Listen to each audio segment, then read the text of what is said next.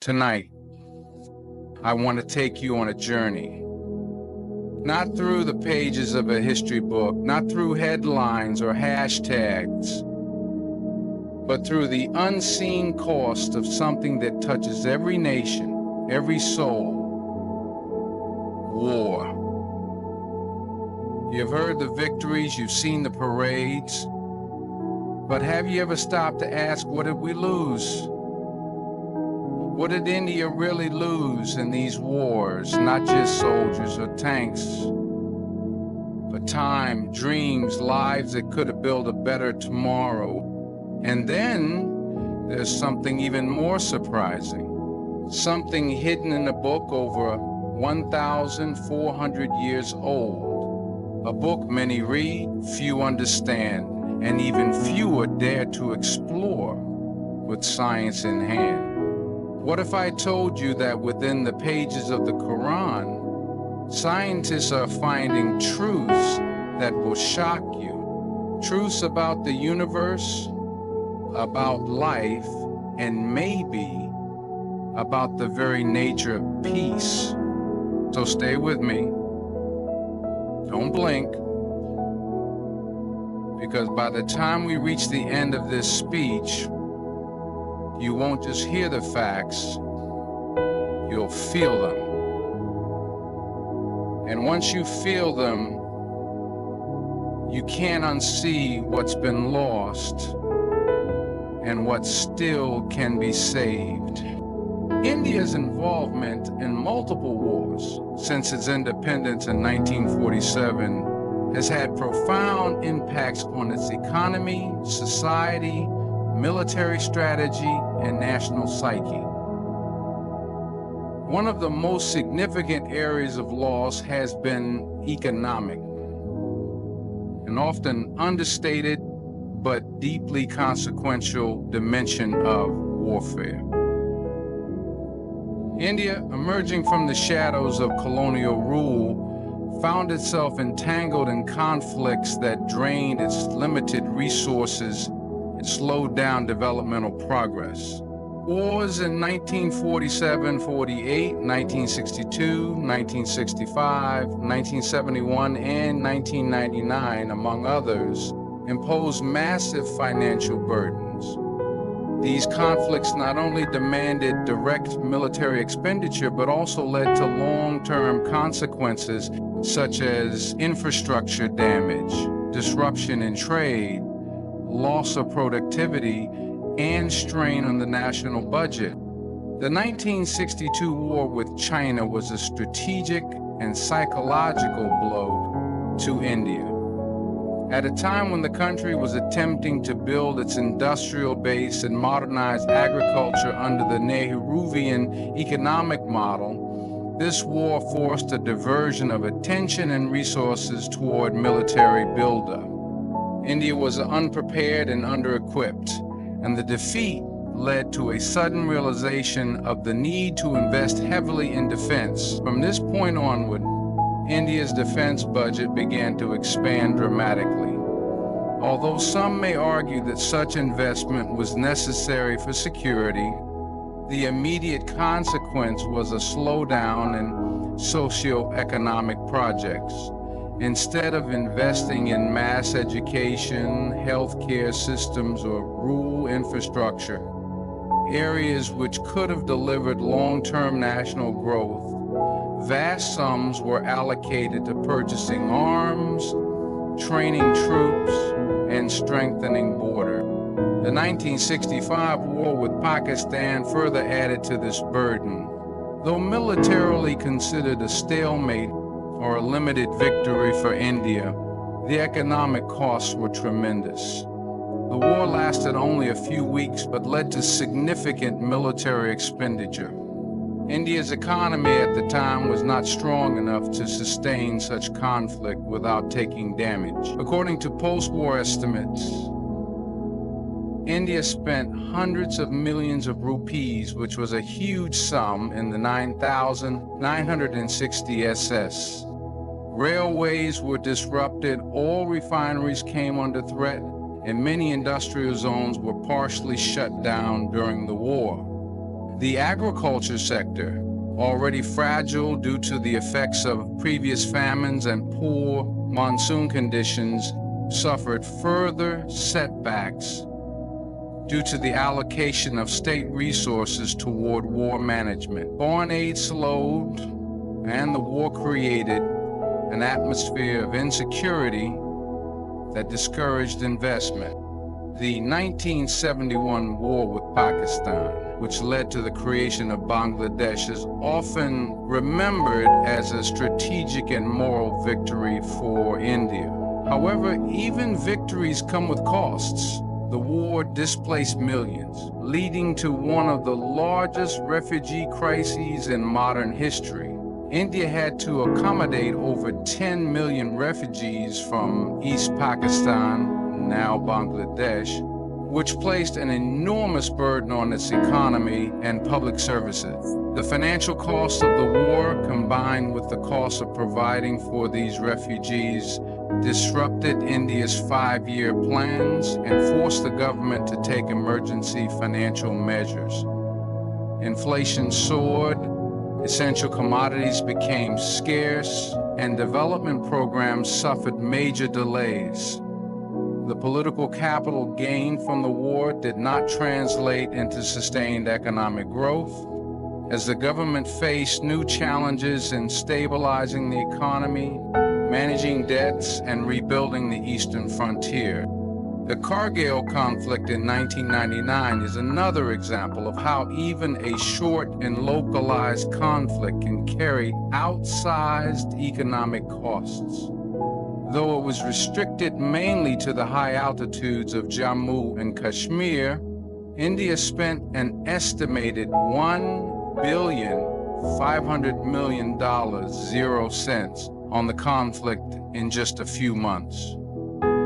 The cost included transportation of troops to extreme terrains, heavy artillery usage, aerial bombardment, and medical and logistical support. Additionally, the psychological impact of the conflict on tourism, trade, and foreign investment in the region was severe. Potential foreign investors often reconsider entering conflict-prone areas, and such wars damage a country's image on the global stage. The economic disruption affected Jammu and Kashmir's already fragile economy, causing long-term harm to local livelihoods. Across these wars, the common thread of economic disruption is unmistakable.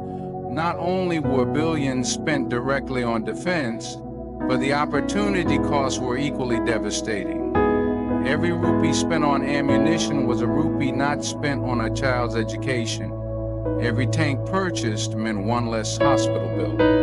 A country like India, rich in human capital but constrained by resources, cannot afford to lose sight of development. Defense is important, no doubt, but so is human welfare, infrastructure, science, and innovation. The wars pushed India into cycles of debt, inflation, and delayed reforms. They also led to increased borrowing from international financial institutions, which added to the long-term financial burden. Beyond money, India's wars resulted in significant human losses. Soldiers, civilians, and families torn apart. The economic cost of human loss is incalculable. Every soldier who dies leaves behind dependents who may struggle without support. The Army loses trained professionals who take years and crores of rupees to train. Economists estimate that the indirect cost of war, including the value of lost productivity, medical costs for the wounded, and pensions, often exceeds the direct costs of weapons and logistics. Psychological trauma in war affected regions, including PTSD among soldiers and mental health issues in civilians, imposes hidden but substantial costs on society. Wars also damage infrastructure, both physically and institutionally. Bridges, roads, railway lines, and airstrips are often primary targets. In border areas, development projects are stalled due to security concerns. States like Jammu and Kashmir and parts of Punjab in the northeast have lagged behind in terms of industrialization and education due to recurring military activity and unrest. These regions, despite their strategic importance, have not received the kind of investments they deserve. Investors fear instability, and governments focus more on defense than development in such areas. Moreover, the constant need to be prepared for war has kept India's defense budget as one of the highest in the world in absolute terms. In 2023, India had one of the top 5 largest military budgets globally, spending over $75 billion, 0 cents. While this reflects the geopolitical realities of the region, it also represents a trade-off. India, which still grapples with poverty, underemployment, malnutrition, and infrastructure gaps, must ask itself how much more it can lose to the idea of war. Even in times of peace, the anticipation of war forces countries to allocate precious resources to defense rather than development. This is a long-term economic loss that is rarely visible but deeply damaging. The economic impact of war also includes the depreciation of currency, rise in oil prices due to regional instability, and weakening of stock markets. For a country dependent on energy imports like India, any regional conflict, especially with a nuclear-armed neighbor, causes international oil prices to rise, which in turn increases the import bill and worsens inflation. Investors pull out of the markets, fearing uncertainty. The common citizen bears the brunt through rising prices and reduced government support for welfare programs, as funds are redirected toward defense procurement and war recovery. In addition to all these, war creates a hostile environment for innovation and intellectual growth. Scientists, researchers, and scholars are diverted to military research rather than civilian technological advancement. Educational institutions may face budget cuts. Creative minds that could have contributed to solving India's pressing problems in health, environment, and education are often absorbed into the defense industrial complex. This stunts progress in other crucial areas of society. When we consider how much India lost in these wars, the answer goes far beyond the battlefield. It is not just about tanks, planes, or borders. It is about the missed opportunities, the dreams of a generation held back by bullets instead of books, by destruction instead of development. The toll of war is not counted only in coffins, but in classrooms that were never built, in vaccines that were never developed, in villages that never got clean water, and in minds that never reached their potential because resources were diverted elsewhere. India, with its vast potential and rich culture, has repeatedly been forced to pause its forward march because of conflict. And in every one of those pauses, it has lost more than the eye can see. The opportunity cost of war refers to what a country sacrifices when it chooses to spend its resources on military conflicts instead of using them for development and public welfare. In India's case, the consequences of war have often extended far beyond the battlefield. Every time the nation is engaged in conflict, it has been forced to divert massive amounts of money, manpower, and attention from essential sectors like education, healthcare, infrastructure, and poverty alleviation. These choices, while sometimes necessary for national security, have long-term implications that ripple across generations. Wars require immediate and extensive funding. Tanks, fighter jets, ammunition, and salaries for soldiers come at an immense cost. Once the war begins, emergency spending becomes the norm. This spending is rarely matched by increased revenue, so governments often take loans or cut back on developmental programs to meet the demands of defense. In times of war or heightened military tension, budgets allocated to social programs are often reduced or delayed. These cuts affect the very fabric of society. Schools do not get built, hospitals remain understaffed, and rural development programs suffer. This is the essence of opportunity cost. What could have been achieved if those funds were used elsewhere. India, being a developing country, has always faced difficult choices between building up its defense and advancing its socioeconomic agenda. For a nation that struggles with malnutrition, unemployment, poor sanitation, and inadequate access to quality education for millions, war imposes a painful dilemma. The funds that go into buying weapons and maintaining military presence along the borders could instead be invested in building roads, providing scholarships, or funding renewable energy projects. These are investments that improve the quality of life for citizens and pave the way for long-term growth. When wars occur or are anticipated, the government often delays these essential initiatives.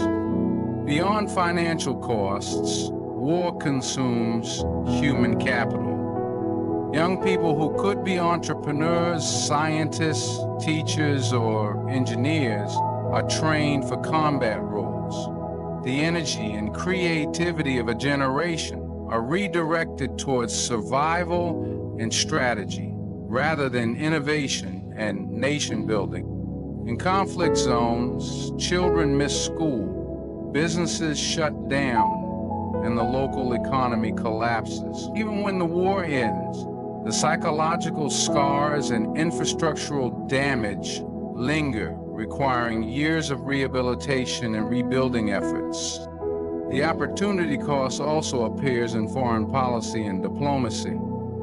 Countries embroiled in conflict often find themselves isolated on the global stage or face restrictions in trade and aid. Investors look for stability, and regions prone to war are often blacklisted for major projects. India's wars with neighboring countries have at times created tension that discourage trade partnerships, tourism, and foreign investment, each a potential source of growth and development. Thus, the real cost of war is not just what is spent, but also what is lost, the progress that could have been made, the lives that could have been improved, and the future that could have been brighter. In the end, when we ask how much did India lose in this war, we're not just counting casualties or currency. We're counting the dreams delayed, the futures denied, and the generations left to carry the burden of decisions made in smoke and fire. War doesn't just take lives, it takes opportunities. While bravery on the battlefield is honored, wisdom in preventing war must be celebrated even more. The Quran, centuries ago, revealed truths that modern science is only beginning to uncover, reminding us that knowledge, not conflict, is the true weapon of strength. Progress lies not in the power to destroy, but in the courage to build, heal, and uplift. If we must fight, Let it be a fight against ignorance, poverty, and injustice. That is the war worth winning. Thank you all for listening. May wisdom guide our steps, and may peace be our legacy. Good luck on your journey to truth, and never stop seeking knowledge.